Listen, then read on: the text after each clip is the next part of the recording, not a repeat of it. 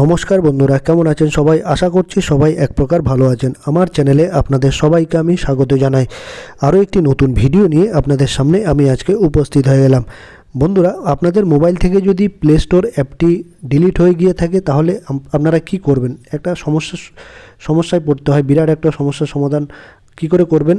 এই play store অ্যাপটি যদি আপনাদের মোবাইল থেকে ডিলিট হয়ে গিয়ে থাকে আপনারা কি করবেন? ঠিক আছে, অ্যাকচুয়ালি সত্যি কথা বলতে প্লে স্টোর কিন্তু ডিলিট হয় না। ঠিক আছে, আমরা যদি মোবাইলটা উল্টোপাল্টা ঘাটাঘাটি করি সেটিংয়ে গিয়ে বা উল্টোপাল্টা মোবাইল টেপাটেপি করি তাহলে কিন্তু আমার মোবাইলের প্লে স্টোরটা কিন্তু হাইড হয়ে যায় বা লুকিয়ে যায়। ঠিক আছে, প্লে স্টোর কিন্তু মোবাইল থেকে ডিলিট হয় না। আমরা যখন নতুন মোবাইল কিনি তখন প্লে স্টোরটা কিন্তু মোবাইলের মধ্যেই কিন্তু ডিফল্ট হিসাবে থেকে থাকে।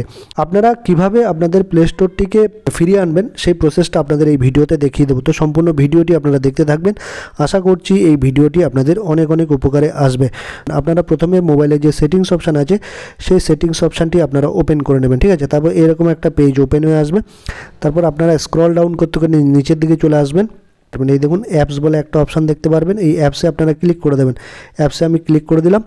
তারপর আপনারা ম্যানেজ অ্যাপস বলে একটা অপশান দেখতে পারবেন, নিচে দেখুন সিস্টেম অ্যাপ সেটিংসের নিচে ম্যানেজ অ্যাপস, এই ম্যানেজ অ্যাপসে টাচ করে দেবেন। তারপর আপনারা এই সার্চ বারে লিখবেন play store, PLAY play store বলে লিখবেন, প্লে স্টোর সার্চ করবেন। ঠিক আছে, প্লে স্টোর লিখে এখানে সার্চ করবেন। তবে নিচে একটা অপশান দেখতে পারবেন ডিসেবল। ঠিক আছে, এইখানে যদি আপনারা টাচ করেন আপনাদের প্লে স্টোরটা কিন্তু মানে হাইড হয়ে যাবে বা লুকিয়ে যাবে। ঠিক আছে, আমি একটু টাচ করে দেখাচ্ছি। আপনাদের তো আমি দেখিয়েছি আমার মোবাইলে প্লে স্টোরটা রয়েছে, আবারও আপনাদের আমি দেখিয়ে দিচ্ছি। আমার মোবাইলে প্লে স্টোরটা কিন্তু রয়েছে, এই দেখুন প্লে স্টোরটা কিন্তু রয়েছে, সামনেই আপনারা দেখতে পাচ্ছেন এই প্লে স্টোরটা রয়েছে। এবার সেটাকে আমি কী করে হাইড করব সেটা আপনাদের দেখাচ্ছি। আমি যদি ব্যাক করে চলে যাই, এখানে আমি বন্ধুরা কী করবো, এই ডিসেবল অপশানে আমি ক্লিক করে দেবো। ডিসেবল অপশানে ক্লিক করে দিলে কিন্তু এটা হাইড হয়ে যাবে। দেখুন এই ডিসেবল, এটা আমি টাচ করে দিলাম, একটা পপ আপ মেনু চলে আসলো, এই ডিসেবল অ্যাপে টাচ করে দিলাম, ডিসেবলড। ঠিক আছে, আমি যদি আবার সার্চ করি, দেখুন আমার প্লে স্টোর অ্যাপটি কিন্তু নেই। দেখুন মোবাইলে কিন্তু প্লে স্টোরটি আপনারা কোথাও দেখতে পাবেন না, এই দেখুন কোথাও পাবেন না কিন্তু দেখতে। ঠিক আছে, আমি প্লে স্টোর অ্যাপটি আমার মোবাইল স্ক্রিনে কী করে ফিরিয়ে আনবো সেটাও আপনাদের দেখিয়ে দিচ্ছি। এই দেখুন আবারও চলে গেলাম ব্যাক করে সেই সেটিংস অপশানে। তারপর ইনেবল বলে একটা অপশান দেখতে পারবেন, ইনেবলে আপনারা ক্লিক করে দেবেন বা টাচ করে দেবেন। এই দেখুন ইনেবল আমি টাচ করে দিলাম, আবার ইনেবল কিন্তু হয়ে গেল। তারপর দেখুন ব্যাক করে আমি আবার ফিরে আসছি।